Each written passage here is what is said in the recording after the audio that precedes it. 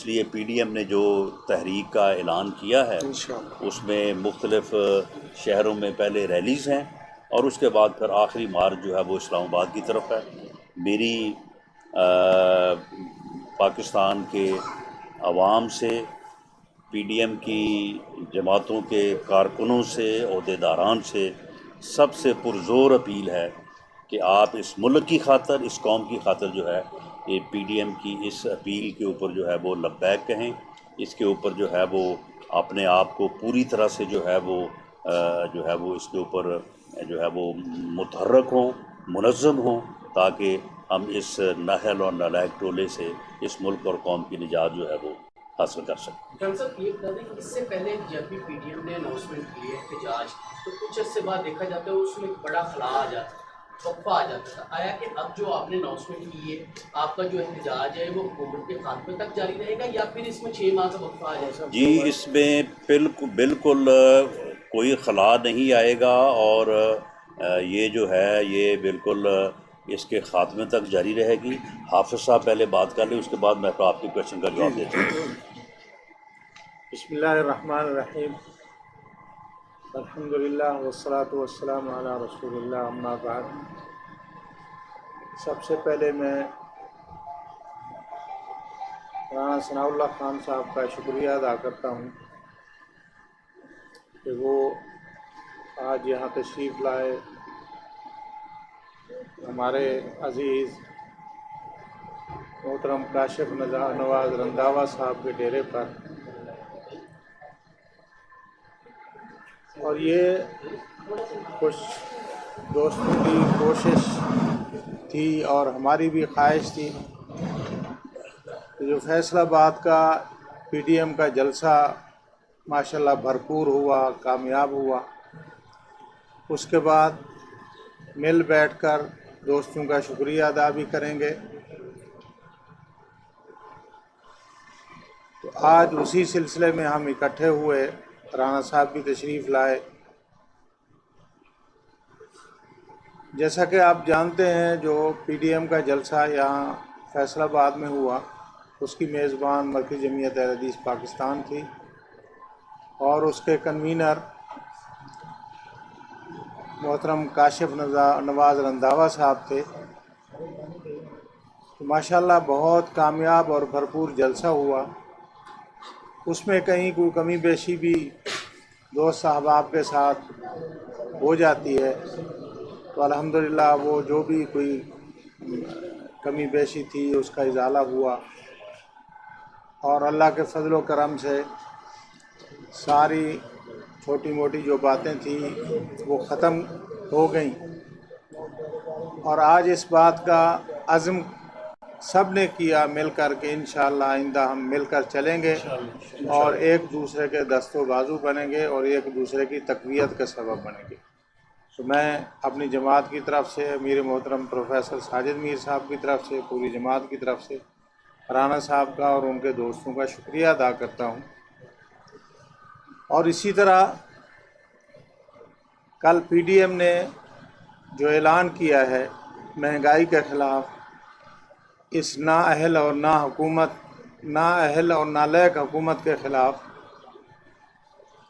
نکلنے کا، تو اس میں بھی انشاءاللہ پی ڈی ایم کی تمام جماعتیں، مسلم لیگ نون اور مرکزی جمعیت اہل حدیث انشاءاللہ مل کر بھرپور کوشش کریں گے کہ اس نااہل ٹولے سے ملک کی اور ملک کے عوام کی جان چھوٹ جائے، اور انشاءاللہ ان کو حکومت سے ہٹا کر ان کو اپنے گھروں تک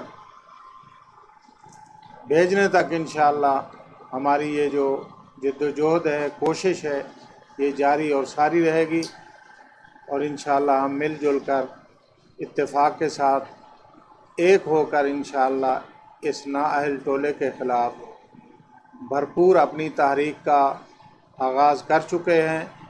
پہلے جلسوں کی صورت میں تھا، اب چاروں دارالحکومت جو ہیں وہاں جلسے ہونے ہیں ہمارے، اور اس کے بعد انشاءاللہ اسلام آباد کی طرف مارچ ہوگا، اور اللہ کے فضل و کرم سے ان کو بنی گالہ پہنچا کر دم لیں گے انشاءاللہ، اور ان سے اسلام آباد کو खाली कराएंगे अल्लाह के हुक्म से।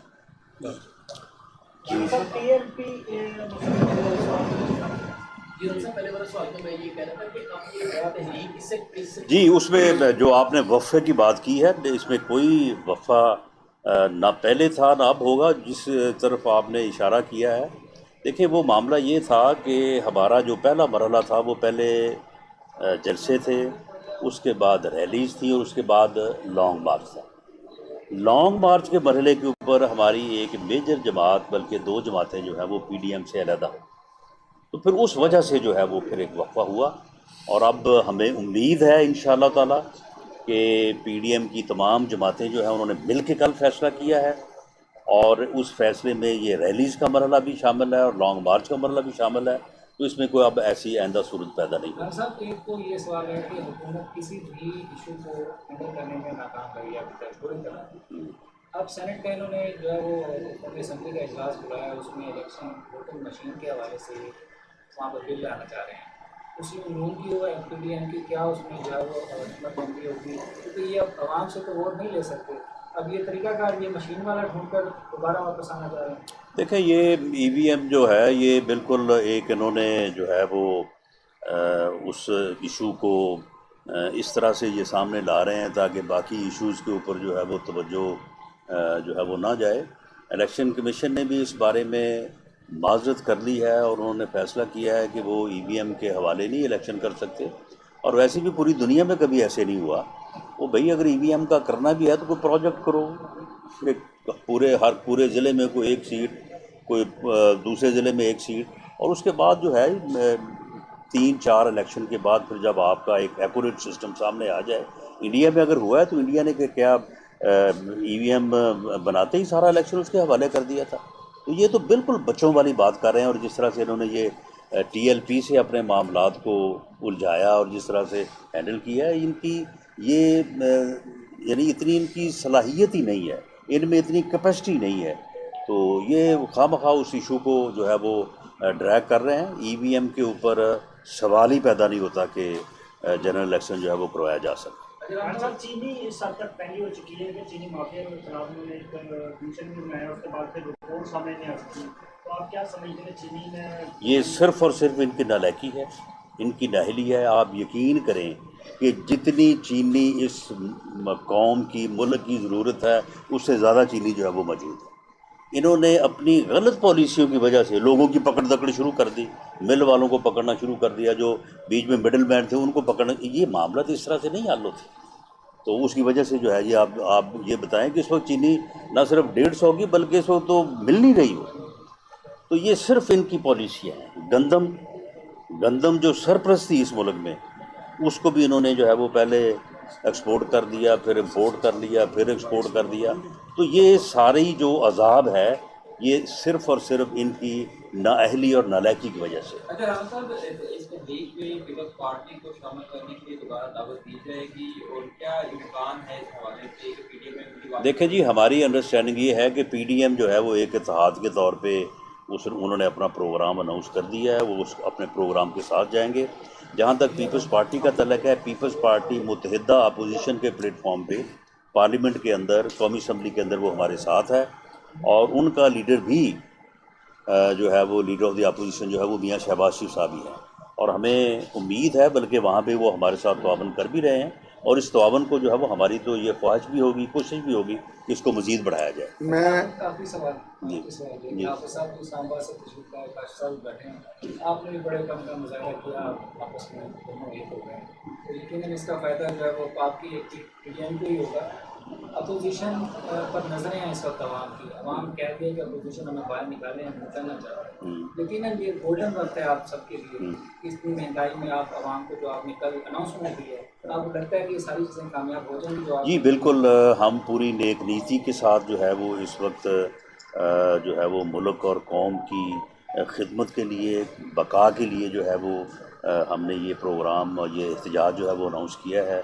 लोग भी अब जो है वो इस बात से पूरी तरह आगाह हो चुके हैं कि ये तबाही का नाम तब्दीली रख के जो हमें सब्ज़ बाग दिखाए गए थे, जो हमारे साथ झूठे वादे किए गए थे, जो हमारे साथ फ्रॉड किया गया था, वो पूरी तरह से लोगों के ऊपर जो है वो اوپن کھل چکا ہے، تو اس لیے ہمیں امید ہے کہ یہ تحریک جو ہے وہ انشاءاللہ تعالیٰ بھرپور انداز سے آگے بڑھے گی۔ میں آخر میں تمام احباب کا مشکور ہوں، لیکن سب سے زیادہ میں برادر محترم رانا ثناء اللہ خان صاحب کا مشکور ہوں کہ جنہوں نے ہمیشہ پہلے بھی بڑا بن کے دکھایا، آج بھی ان کا بڑا پن ہے کہ وہ اس غریب خانے پہ تشریف لائے، اور میرے چھوٹے بھائی چوہدری شہباز رنداوا صاحب اور بڑے بھائی چوہدری امن نواز رنداوا صاحب اور جتنے بھی میرے عزیز و اقارب ہیں، وہ پہلے کی طرح بلکہ پہلے سے بھی زیادہ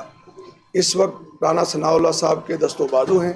ہم ان کی قیادت میں، پروفیسر ساجد میر صاحب کی قیادت میں، حافظ عبدالکریم صاحب کی قیادت میں اور میاں محمد نواز شریف صاحب کی قیادت میں اس قوم کا جو درد ہے اس کو محسوس کرتے ہوئے انشاءاللہ آخری دم تک اس حکومت کے خلاف لڑیں گے، اور رانا ثناء اللہ صاحب کو اور باقی لیڈرشپ کو کبھی بھی مایوس نہیں کریں گے۔ بہت شکریہ۔ بہت شکریہ۔